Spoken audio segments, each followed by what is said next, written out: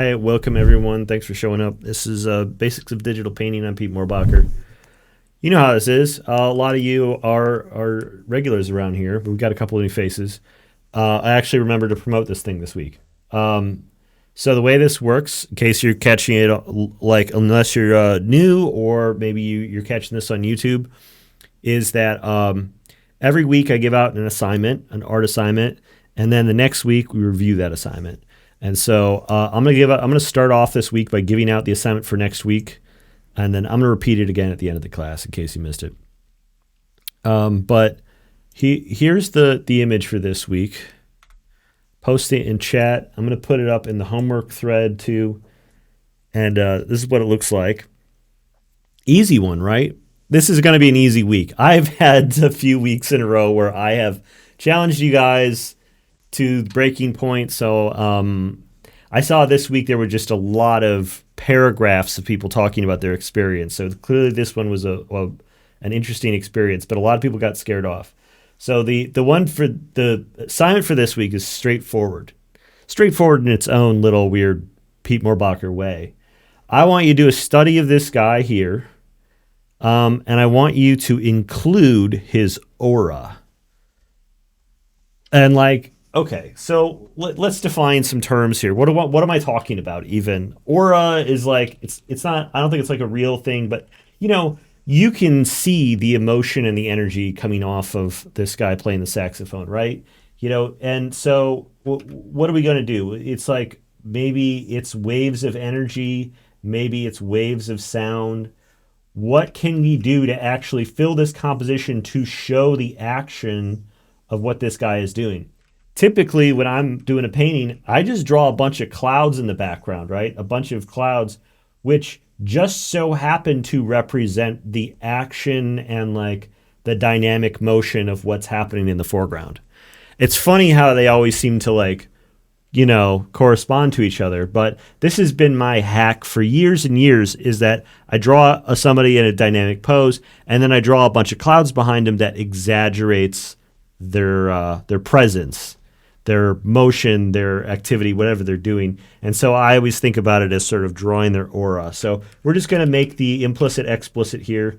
And I want you to do a study of this guy here. And you've got all this room to fill in with something imaginative, however you want to express the unseen. Reveal the unseen aspects of this figure here. So that's the assignment for next week. I'll post that up in the homework channel in just a second. I'm going to link to the homework channel in case anyone here is new, because I did remember to promote. There's the homework channel. I'm going to click it myself so I can drop this in here, and I'm going to write in the assignment really quick. Create a study of this photo and fill the empty space with the man's aura / energy. Feel free to be creative. Okay. So with that in mind, the way this goes is that if your piece comes up, feel free to raise your hand. I'm going to talk about the work whether you're here or not. But when your piece comes up, you have the opportunity to come on stage and chit chat with me. We'll talk about your work. I'll give you feedback. The first step today, we've got Yulia Flair. And Yulia, do you have a mic? You want to come up? I don't see typing and I don't see hand raising. But if you don't want to come up, it's fine. Everyone's, you want to give it a try? Sure. I can send you a little invite here. If it doesn't work out, it's fine. There's no requirement for people to step up on stage in order to get a crit. But I always really like it when people step up on stage, because then we can talk back and forth. Hey, Yulia, how's it going? Hi, hello. Hello, coming in good. Oh, yes, great. So, what was your experience like with the assignment this week? It was very unusual for me because I never used the lasso tool. Uh-huh. And I used the Android tablet. It's not ideal, and I couldn't use the Photoshop on or PC. So I think I made this exercise harder for me because I couldn't use shortcuts. So Yeah. Um, I, there is a uh-huh, way around it though. I found that even with a tablet, you if you get a like a Bluetooth keyboard, you can use that. They uh-huh, also have these little hotkey pads that you can buy that are Bluetooth that'll connect to any kind of tablet in case you uh-huh, ever wanted to program some hotkeys to be able to switch tools or use the eyedropper tool. Whenever I try to paint with a tablet, I always feel like I need hotkeys, and so I've tried these out in the past. Have you ever gotten a chance to work with something like that? I not this time, but maybe next time I will. I think it would help a lot. Yeah, and I think you did an excellent job on this assignment. You're saying you had a lot of struggle with Oh, it, but I feel like your results came through really nicely. One of the things I'm noticing oh, is thank you. that you're using textured brush for a lot of this. I think that textured Yeah. brushes work really well with the lasso tool because you have this combination of these soft textured edges with the harder crisp ones that come in from the lasso, and so you don't need to you don't need to be so precise with these big textured brushes. Like I often found that when I was trying to use them like a regular round brush, they I would struggle because I wasn't able to like carve an edge. But when you use it in combination with the lasso, you can get the best of both worlds. And I feel like your piece this week is a good example of how that comes together. Oh, thank you. I noticed maybe too late that my edge is a little bit pixelated. I don't know, maybe it's because of the brush or maybe it's some settings in the lasso tool. It's unlikely to be the brush. It's probably some setting with the lasso tool. I don't know. In mine here in Photoshop, there's a checkbox here that says anti-alias, and it is checked.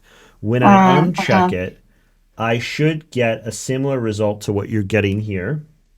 So I'm just going to demonstrate. uh-huh, So you can see I'm getting that sawtooth pattern. But when I make sure that the lasso is set to anti-alias, then I get this like softer edge like this. uh-huh. So there's Yeah, what it's program were good. you working in? It's high paint. I tried it just for experience. Mm-hmm. It's kind of a little bit like Procreate on Apple iPad. Mm-hmm. A program I've tried in the past that I liked more than Procreate was something called Infinite Painter. I'm pretty sure it has an Android version. It's independently Yeah, I tried developed. it. You tried it? Yeah, I tried it, but before the problem I had because I have not a very large Android tablet. I tried to use something with the reference picture that I could use in the Mm-hmm. program. And it was the only one I could do it. So that was like I used this time. Well, you seem to be, even though it sounds like you were struggling with the hardware, with the software, the fact that you got these kinds of results are really interesting. I think that, I hope that the experience was educational to you. Do you have any questions for Yeah, it me? was. Um, I when I started this exercise, I wasn't sure how I should proceed with it. Uh, should I make all the strokes with the lasso, or how far I should use the lasso tool in Mm-hmm. every shape? So maybe you could give me some tips and about the process when you use this tool. I understand it must help you simplify the process. Maybe my process wasn't so um, smooth for me, I think. Mm-hmm. Yeah, it depends. Like, if you're working in unfamiliar software and you feel like you need hotkeys, it can be very slow and painful to have to switch tools a lot. But you know, I don't think it's not that it's important that you're using the lasso for absolutely everything. but I think it feels like it's going out of your way to use it because you're already on the brush tool. You can make a paintbrush stroke. Like, why bother switching? But I think that the very nice balance between the really hard edges and the softer, more painterly ones are an excellent look. And if you can switch between them comfortably, I think that the results that you're getting out of it are really worthwhile. Um, I know a lot of people called out that it was really good for like straight things like the edges on the sign here, and straight lines for some of the elements in the background. But then you start getting into the organic stuff. But this like the way that you did the collar here, where you were able to block it out as one shape and then use a softer brushes to fill in some bits of it. This is exactly where this tool is helpful. It's not really so much about making each little segment broken down by a lasso selection and more about using these selections to be able to like take care of like the rendering for a whole piece really easily. If you Mm-hmm. wanted to like paint out the hair, but you don't want your strokes to be going out over the silhouette of the figure, you block it in really quick. You can work loosely. You can work with textured brushes, soft brushes, really fast, and then you deselect it and you're back to working again.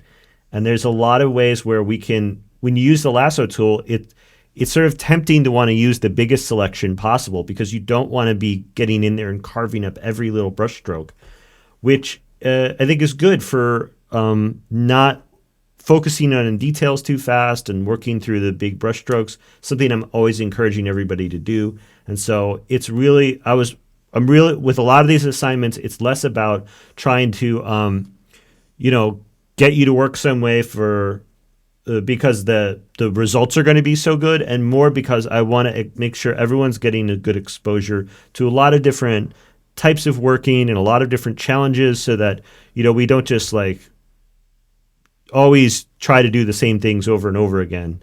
It's like about expanding our horizons and trying and getting and use and working in ways that we're not comfortable with to like gain more experiences.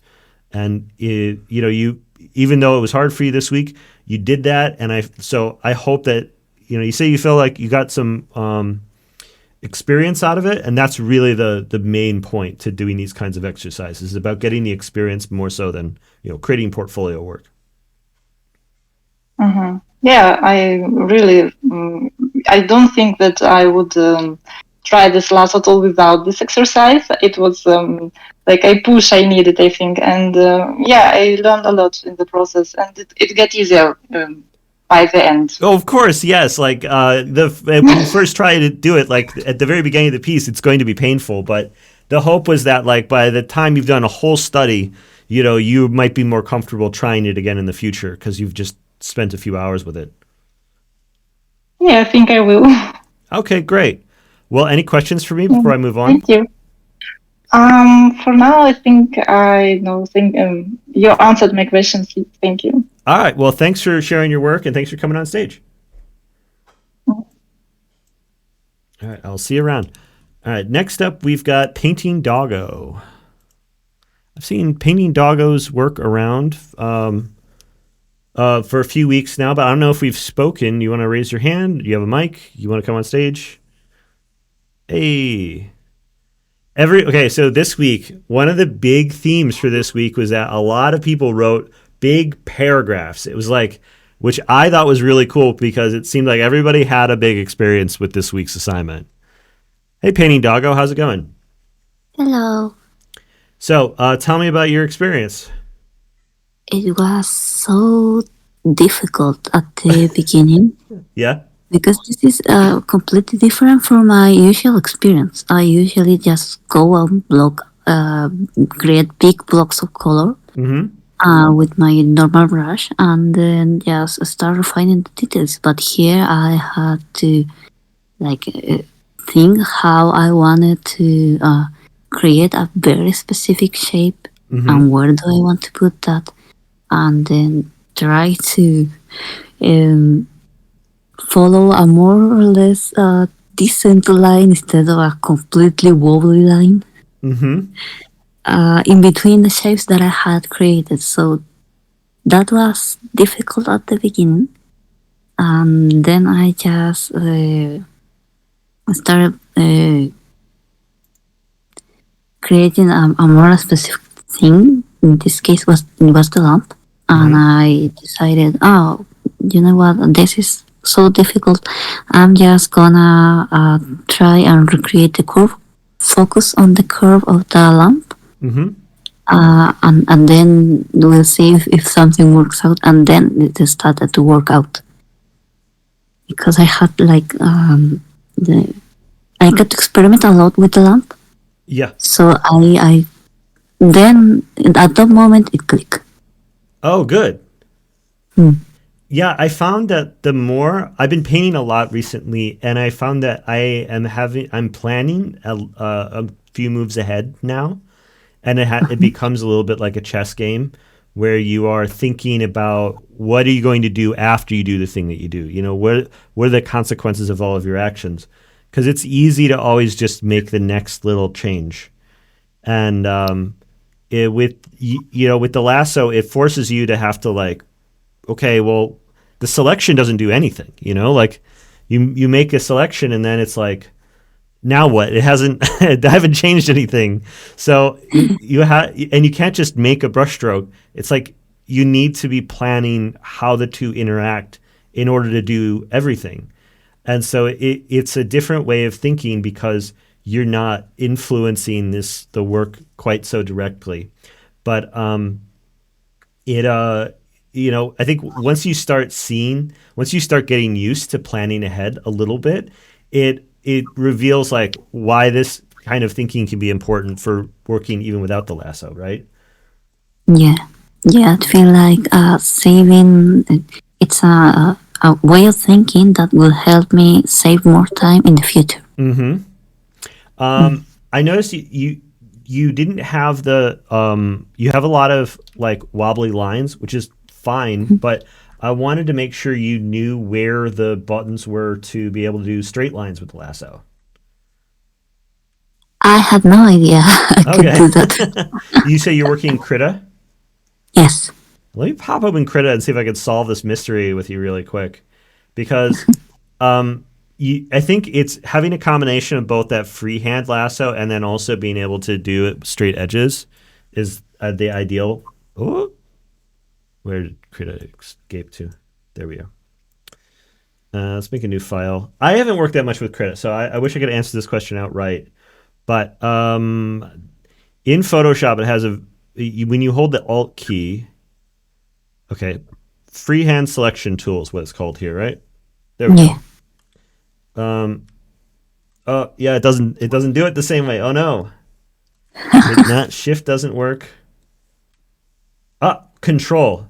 When you hold Ah. control, it while I'm making a mark here, if I hold control and then I lift up, then we get like a polygonal lasso, and it does this.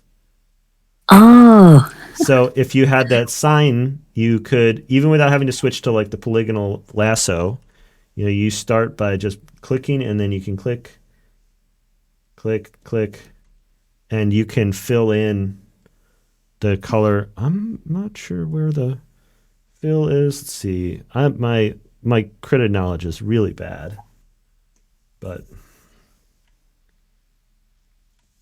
does Alt Backspace work? Nope. No. I don't know any of the hotkeys, but yeah, and then you can go and fill in square areas very easily like that. It's the Alt key in Photoshop, but it's Control in Krita. And so Mhm. if you wanted to, when you're laying out that stamp board at the beginning, Mhm. you would be able to make a straight edge, and it's really fast. Once you get the muscle memory for it, it's going to be extra extra easy on you. Oh, I'm not going to paint on your layer. Paint on mine. There we go. And that way you can make straight stuff really really fast. Um, the other thing is I noticed that you were kind of laying out all of these sections kind of butted up next to each other.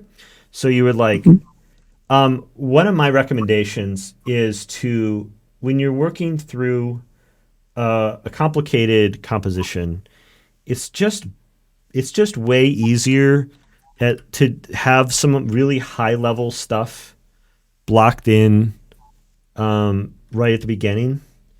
Just making sure that you have just going really, really big right off the bat. So starting with I usually start off with really big gradients that will fill in like whole sections of a composition at the beginning. So when you're starting to fill in areas like the background, having you can fill in, make a selection back here, start to fill in big gradients, and then start to take big chunks out of it. And just keep things really big and really general at first. And you can build it up from the background to the foreground and then start to overlap elements on top of it and think about things from like the largest, most zoomed out view possible, and then slowly start to like refine it and add extra details, because you can see this dark green is really behind all these things. So Yeah. there's just a few areas where we have like the lighter pieces here. And so if we just had the dark green behind all of them, and then we want to add in some of the lighter colors, we can do it. And then you can try to work it all in one layer and work just on background elements first and sort of work your way to the foreground. Or you could maybe keep some people were separating the background, middle ground, foreground all as separate layers. That way you don't have to worry about like you know, I can see where your sign is sort of meeting the lamp here, and you're having to like find that edge again, and it can be a little bit of a pain. It's so much nicer sometimes to just build those background elements first, and then overlap the other foreground elements on top of it on a separate layer, and just keep things built a little bit more like a shadow box. Mm. Does that make sense? Yeah, completely. I guarantee you that regardless of what challenge you're dealing with, there's always a slightly easier way of doing it. And so if you were to try to do this again, I think you mentioned in your comment that you would try to do something like this in Illustrator in the past. Yeah. Illustrator is a very different philosophy for making art. So I could see why you would be attacking it in like this way. But I think if you try to do something like this again, you might have a lot more success thinking about it, building up from background to foreground.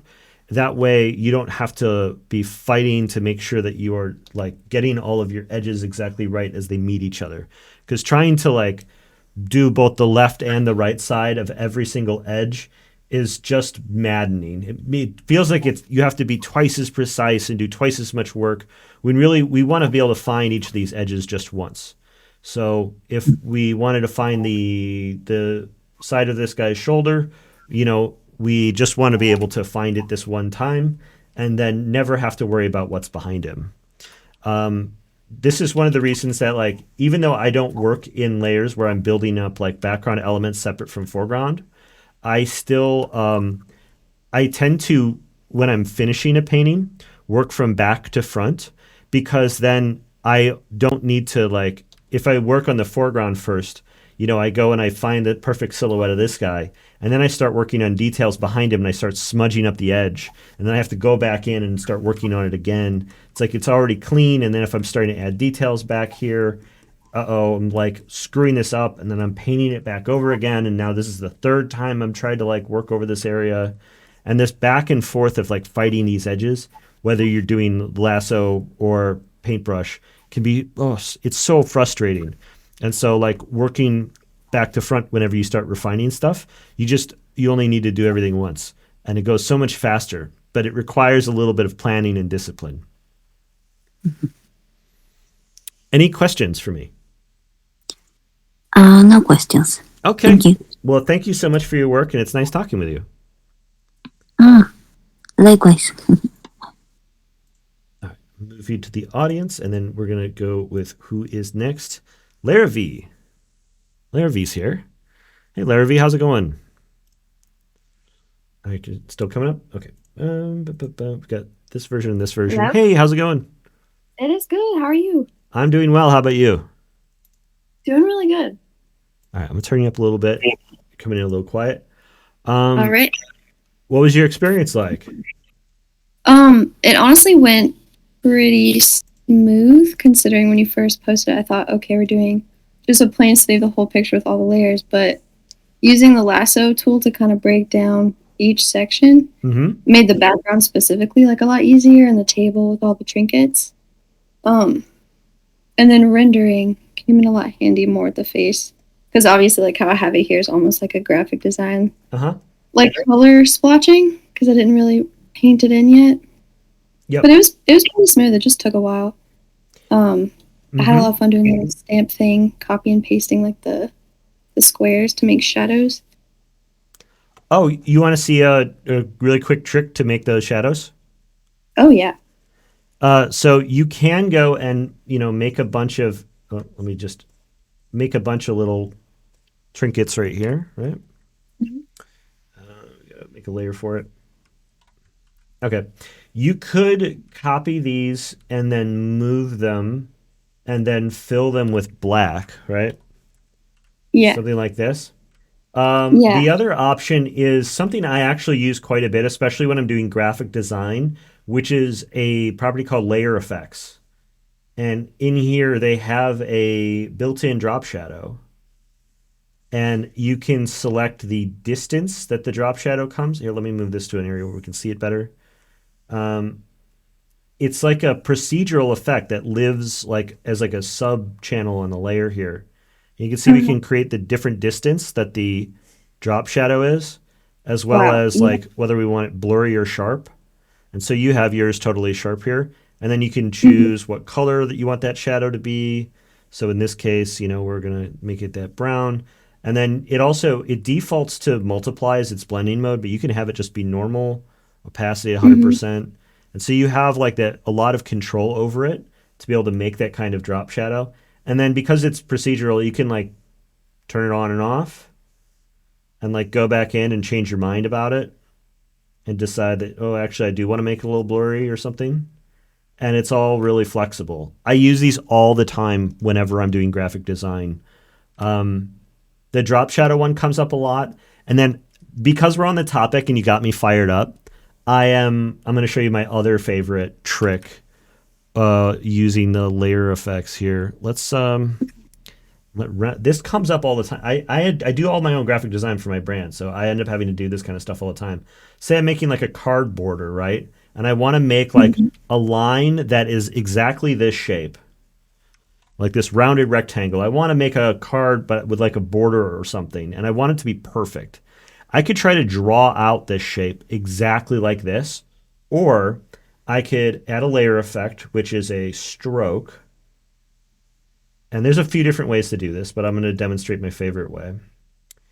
And there's now a stroke on this. There's now a little outline here, right? And we can make this stroke a little bigger to make it more visible. There we go. But we still have the white in the middle. You can break Mhm. this off into its own layer, but then there's this thing over here that no one ever knows what it does called fill. Fill kind of looks like it works like opacity, but it has this weird property where it doesn't affect layer effects. If you turn the fill down, the layer itself disappears, but the layer effects remain opaque. Like if you turn the opacity down, the layer effect goes with it. Like see the outline disappears along with the box if you turn the opacity on the layer down. But if you turn the fill down, you end up with this stroke with on an invisible box. Mhm. And so this is really, really good for if you need to have like a effect that like outlines things. You can reduce the fill to zero. A thing which is sort of like, the flow on the brush where everyone sees it, but no one's quite sure what it does. That's what fill does. Layer effects are really strong. They're really good. And then if you want to isolate them, you can use this like fill slider to make parts of your thing like I can have this semi-transparent box with an outline on it really easily. Yeah. That seems like it'd be perfect for something like the glass window panes behind the stamp poster.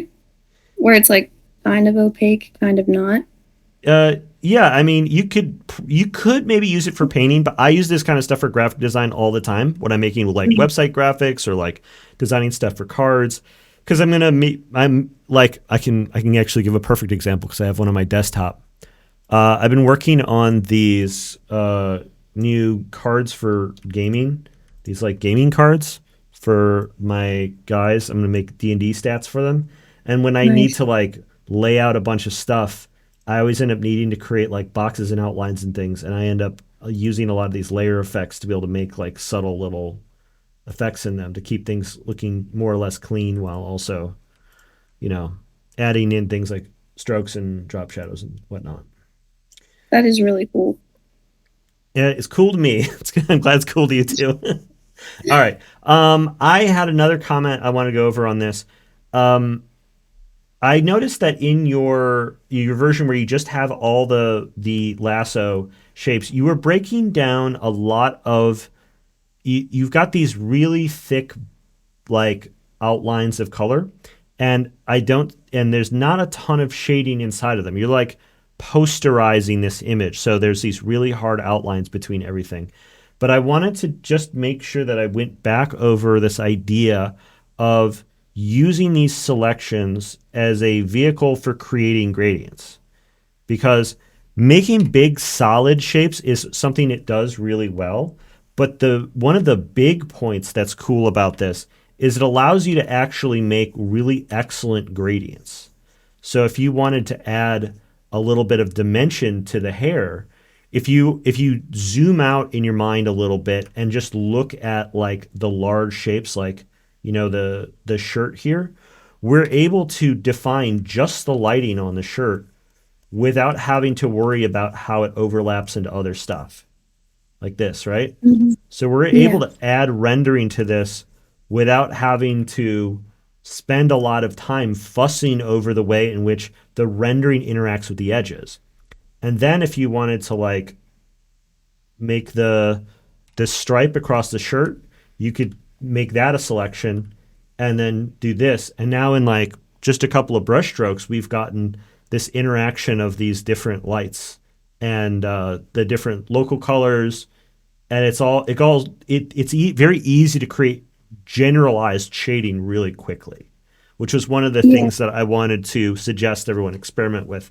And since I saw that you had blocked things out in a way where everything was coming out, as these solid blocks, I wanted to go over this to make sure that you were aware of it in case you want to try it out.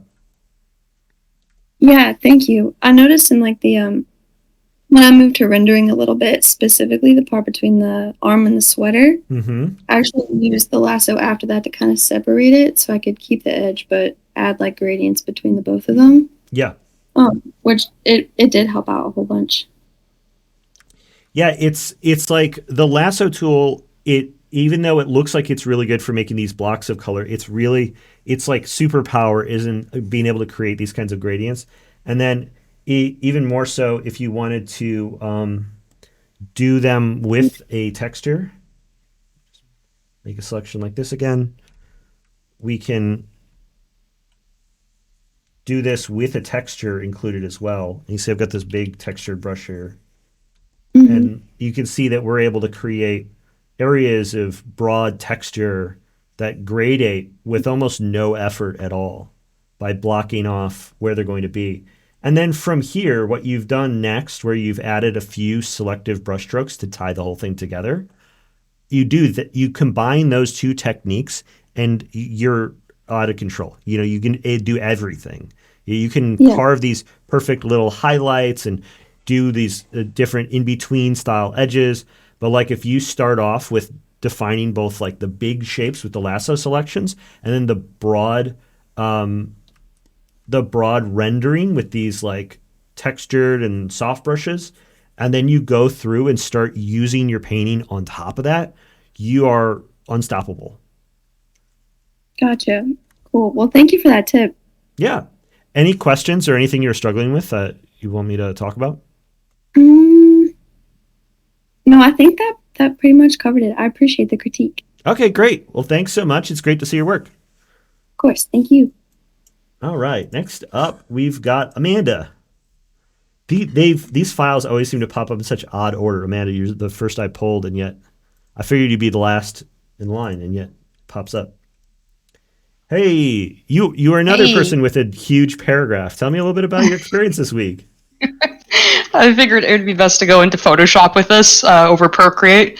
And I'm like, okay, cool, got it on my computer, started it up, and like about 15 minutes in, my computer starts lagging really bad whenever I get the lasso tool. That's My computer's so- like 8 years old, so that might That's be why. so weird. The lasso tool takes no resources to run. It's just a line. I get brushes bogging things down, but if the lasso tool is causing Photoshop to lag, something's really off. Yeah, so I'm just like, okay, I'll try to like work through this. Maybe my computer's just having a fit, and it's like a little bit later. I'm like, okay, this isn't working. Let's just take what I got. Let's plop it into Procreate, because I'm just like, they got a selection tool or whatever, and I'm like, What a bummer. Hey, you know what? Yeah. I've gotten to know you a little bit, so I'm going to recommend this. Pirate CS6. Like, find a copy of CS6 that you can crack, and just don't fuck around with CC. If it's causing those kinds of problems for you, then do the right thing and pirate like a useful version of Photoshop.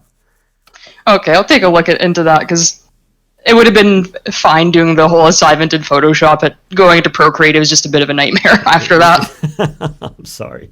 Yeah, it's like I get so frustrated with the modern version of Photoshop. It crashes constantly. It bogs down at the weirdest things. So inefficient. So on older machines, it's just unusable. I've always thought of Photoshop as one of those things where, oh, it's a professional piece of software. I better get my super powerful work device. And it just runs on like the shittiest 20-year-old laptops. And then over the course of the last 10 years, as Adobe has progressively ruined it as a piece of software and not allowed people to buy the older versions that are functional. I believe it is the right thing for people to rebel and simply like use the software that they don't let you use anymore, because it is functional on old machines. It's always been good, and it somehow has gotten bad now. And it drives me crazy that you're trying your best to make digital art, and Adobe is standing in your way. It's so frustrating to me. Yeah, but at least I got the gist of what the lasso tool was. Background, great. I really wanted to try it in the cloth folds, but with Procreate, whenever I would zoom out, it would kind of auto-complete the line when I wasn't finished with it. And when I was zoomed in, I couldn't really tell what I was doing. So I'm like, okay, in the future, I got to figure out either getting CS6 or whatever, because I think it would have been so great to use in those cloth folds there. But that was just a certain amount of finger jujitsu you can do to like what I'm doing here is I've got a lasso tool open, and then when I hold space, I can move the canvas without breaking the selection. So if you're really good with the hotkeys, you can swap between different lasso styles as well as move the canvas and stuff around without ever breaking the selection process. The fact that Procreate doesn't allow you to do that is it's one of those things. I think of a keyboard as an essential part of doing digital art. You have to be able to access a certain number of hotkeys to do digital art, period, in my mind. And yet I know there's a whole generation of artists that is not doing that. And I it's these little edge cases that, make me feel like I'm right. You should never have to plan out, these sort of things. You should be able to control the program. Anyways, I'm going on a lot of rants today. I really love seeing your work in progress shots here. I was describing this earlier, of sort of building out the background first, doing the really big shapes. And here, rather than my very weak demonstration, you're putting forward a really great demonstration of how that can be done. So thank you so much for sharing that.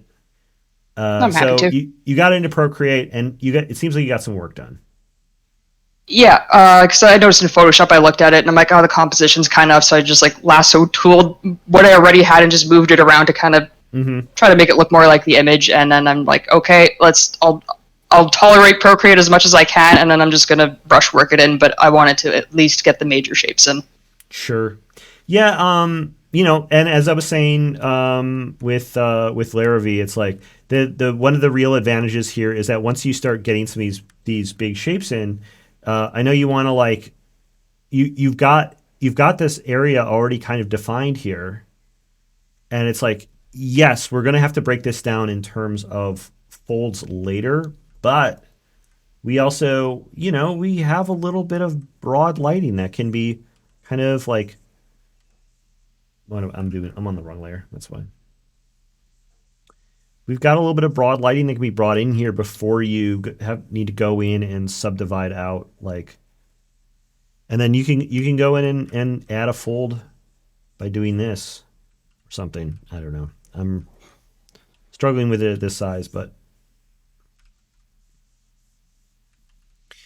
you can make the hard side of the fold and then using the lasso edge, and then you can use the soft side of the fold with the soft brush and kind of quickly carve those in without having to it's a different philosophy of mark making, and it's not like it's superior to brushwork in every way, but as terms of efficiency, it gets like 90% of the way there so fast sometimes that I found that I'm always biased to just using the round brush and then just brushing it all out and just working through it. And one of the things I'm pushing to do more of is exactly what I'm demonstrating here, because it's just like I've seen this over and over again from people who are like hardcore, super efficient concept artists, that they're able to just do more work with fewer strokes by being mentally flexible and incorporating all these tools together into like a single workflow. So I hope you get a functional version of Photoshop going so you can give this a try a little bit more. I'll be looking into that for sure. Okay. And then there's got to be a way to do it in Procreate too. I'm sure it requires way too many clicks because you can't hotkey your way to doing it, and there's no buttons on the Apple Pencil. Yeah, I have like a little keypad, and when I was doing the assignment, I was looking for the lasso like icon in Photoshop on a Procreate keyboard. Procreate has an S shape, and then when you were talking to Yulia earlier, you brought that up, and I'm looking at my keypad. I'm like, it's right there. Oh, I was looking for the wrong icon. It would have made things easier. Yeah. There's a lot of overlap between digital painting programs in terms of like, I've found cases where one can do things that the other ones don't, but this is such a core tool. Like, a part of the reason I wanted to stress it this week is because Lasso is just, there's some version of it in everything. It's one of the first 5 tools that you would make if you were making a digital painting program from scratch. Mm-hmm. But yeah. Any questions? Anything you wanted to ask about? I don't think so. Okay. Well, awesome work this week. I really thought this came out great. And thanks so much for sharing your process. Yeah, thanks. All right. We'll see you around. All right. Soprit.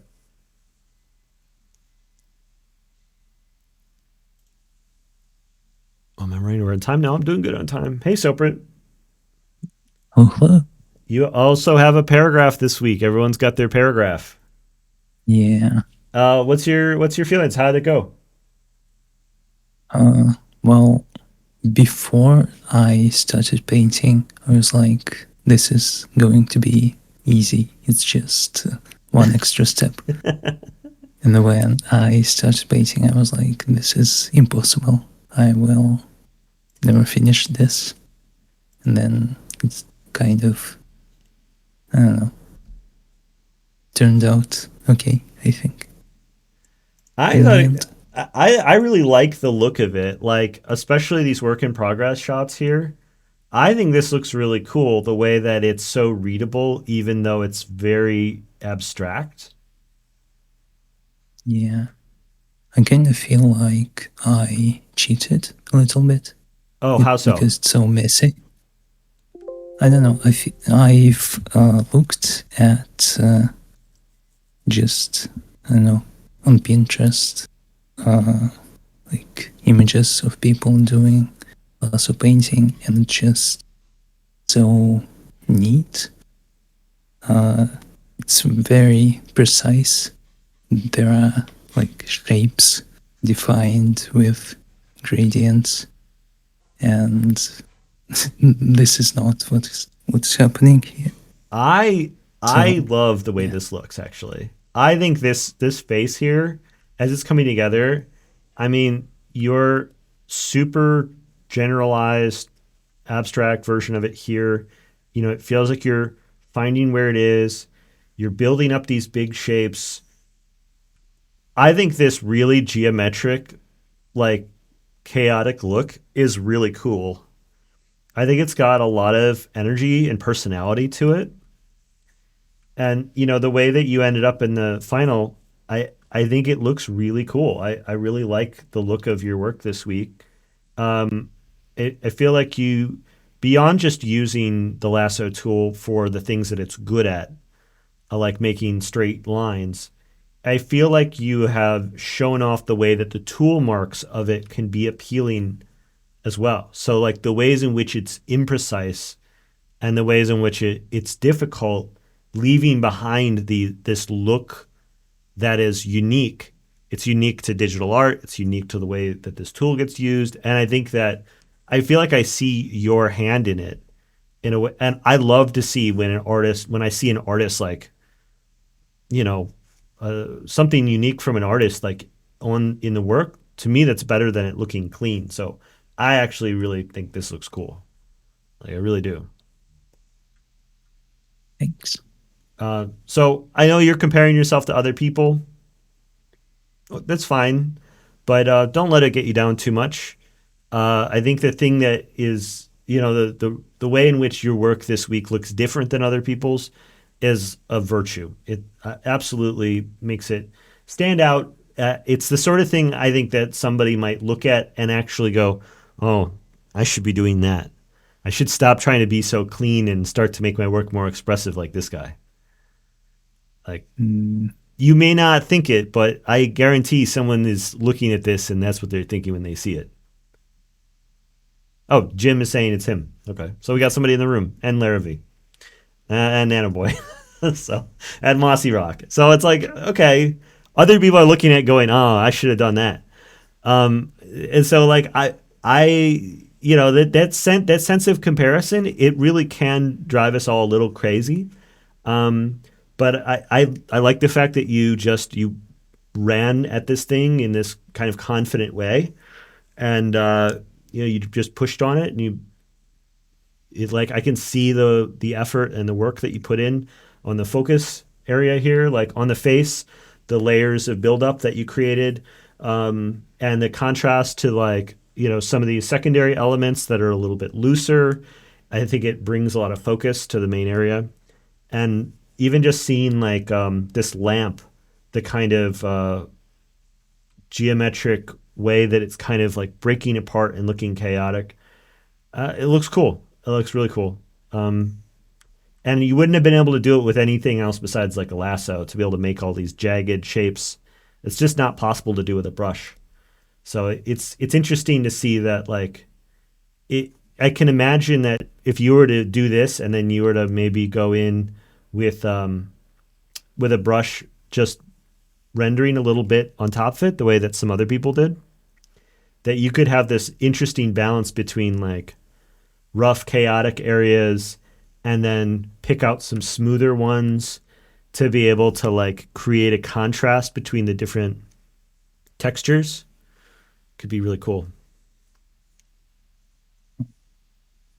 I want to mention that I'm kind of not good at incorporating the lasso into like a regular painting. I always find that I have a lot of like very noticeable sharp edges, and I can't really fully get rid of them unless I really try to. Yeah. Yeah, getting rid of them with using more and more lasso tool to try to get rid of the tool marks would be really tough. But I mean, yeah, it's really cool to see how hard you work to try to make sure you're using the lasso for every part of this. So I'm hoping that you got you felt more comfortable with it by the end, and that you're Oh, yeah. more comfortable with it moving forwards. Yeah, it was fun. All right. Any questions? Not really. All right. Well, thank you so much for working on it this week. Really cool stuff. Thanks. Goodbye. All right. Bye-bye. All right. Last one is Abarth, who is not with us today. I saw his comment saying that he was going to miss the live session, but he's going to watch it on YouTube. So, hey, Abarth. He says, I found the lasso tool helpful for making hard edges, e.g., the top edge of the lower arm. I think he's talking about right here. Which I've struggled with previously, especially after I figure out how to invert the selection and paint both sides of the edge. That's a really interesting point. I do this all the time. Whenever I'm trying to paint like a halo or something, I'll have like, the interior of the halo and I'm painting it.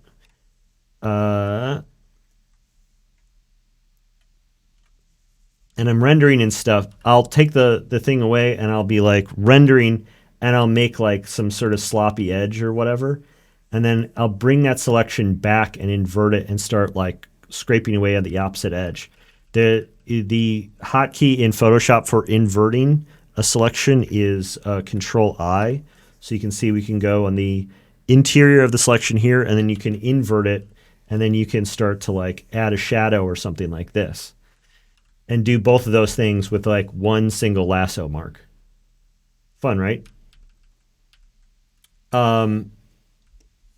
So, okay. Yeah. Inverting the lasso selection. That's an excellent discovery. It's a super powerful thing to know about. The lasso puts a lot of pressure on my ability to move the stylus accurately, but with the brush tool, I can push and pull my strokes until I get them to the shape that I want. The lasso forces me to construct the selection with fewer, ideally one movement, which is difficult for me currently. I wanted to comment on that because it's one more little point about the lasso tool that may not be immediately obvious. Same as like that previous one about how you can hold the Alt key to make the hard edges. Trying to make a lasso selection in one go that's exactly right is a super big pain in the ass. I got to tell you, you are right in clocking that, because you go through this and you go, okay, well, it's pretty good everywhere except for this chunk over here. So what you do is you hold the Alt key before you click and you end up with the negative lasso, and then you can shave bits off. And then you say, well, actually, I wanted to like add a little bit. So you hold Shift and you get the positive lasso, the additive lasso, and you can add chunks on. So you can go and treat this not as a single step operation, but as a multi-step operation. And those multiple steps allow you to go through and shave little bits of additional edge, add little bevels and things. You can get really, really precise with your selections using the lasso tool by using the modifier keys to add and subtract to it without even having to go and switch. There's, I guess it's not in a drop down. It's like you can see on the cursor a little plus and a little minus when you're holding one of the modifier keys. And so this is another case where it's like, I don't know how anybody does this without hotkeys. Like, to be able to make a good selection, I always have my left hand of the keyboard over on the bottom left where I can hit Control, Alt, and Shift comfortably. And part of using selections for me is building up a muscle memory for being able to easily add and subtract to those selections to be able to refine the whole thing. Mossy Rock, you didn't know about this? Okay, great. Well, for any of you that have never haven't had a lot of exposure to this, I know Abarth is learning Photoshop, learning digital art for the first time. This is like critical stuff. So as soon as I saw his comment about, trying to get it in one go and how hard that was, I was like, aha, this is a critical piece of information everybody needs to know about. I don't know how you do this on Procreate, but I guarantee you this is consistent. A version of this is true on CSP, Krita, all of them. I got a question from somebody in Twitch here. Sorry for bothering you. I wanted to offer promotion for your channel. Oh my God, never mind. We've only got spam over in the Twitch chat. Clearly, me offering this stream to Twitch also not as much of a hit. All right, and that's it for today. Abarth was our last person. Oh, hey, Taha can't draw. Thank you for actually being a real chatter on Twitch. Appreciate it. I'm gonna go over the assignment one more time because everyone's here. So this is the piece for the assignment this week. I have it posted in the homework channel. I'm going to link to the homework channel right now. What I want you to do is I want you to do a study of this here, and I want you to include the musician's aura. I want you to include the aura of the figure. I want you to figure out, like, hey, how do we depict the energy that's coming off of this guy? Because there is a big aura here. There is a big mood happening. Something is going on with this guy. Like, the sound energy, the vibes are coming off. There's a huge mood here. Draw that in. Get creative with drawing that in. There's not a specific way that I want you to do it. Go ahead and try to just study this and, get this guy in here. Shouldn't be a huge project because he's only about, 10% of the composition.